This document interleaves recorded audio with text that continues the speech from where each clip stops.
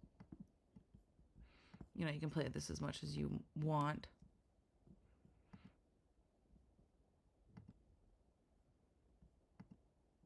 It's possible I just don't like this material.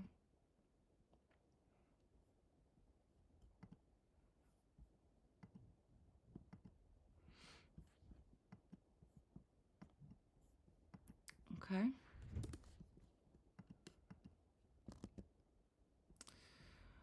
All right, so let's say that I'm really happy with where this is right now. I can just go into my render option here. Okay. Now,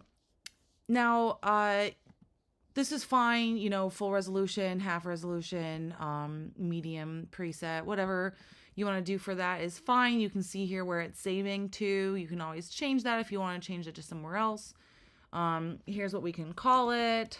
We'll call it wave. You can see here the resolution's at 772. We have our pixels or inch type.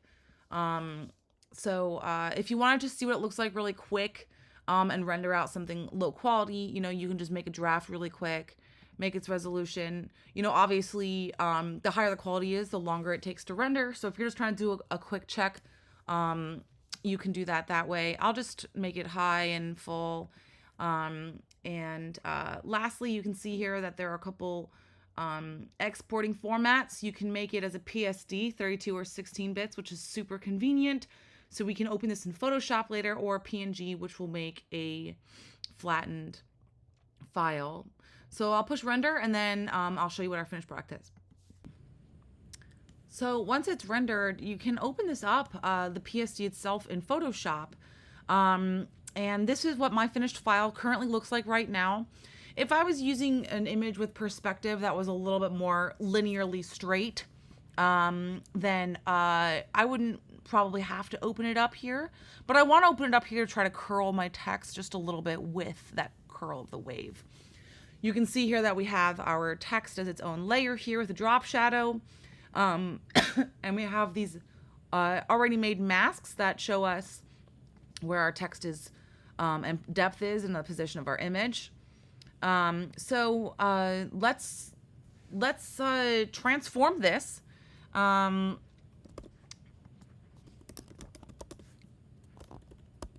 I will Command T or edit transform, and I'm going to use warp. And what I want to do now,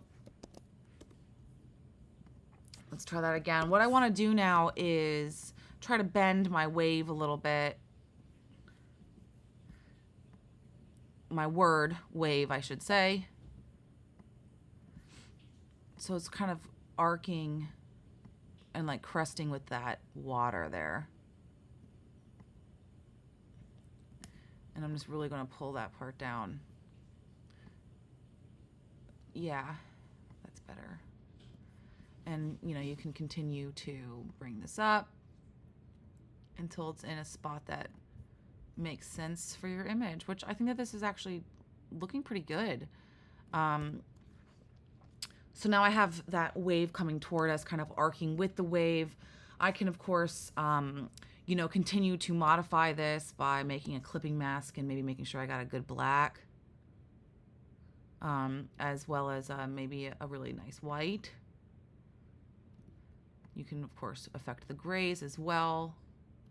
And maybe I want to modify my color just a little bit more.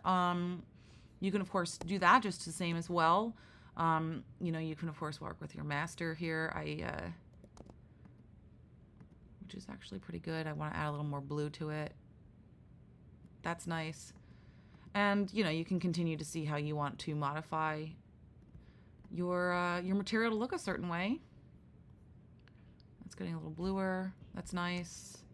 Right? So, you know, you can finagle this, you know, forever. But there, that did a really good job.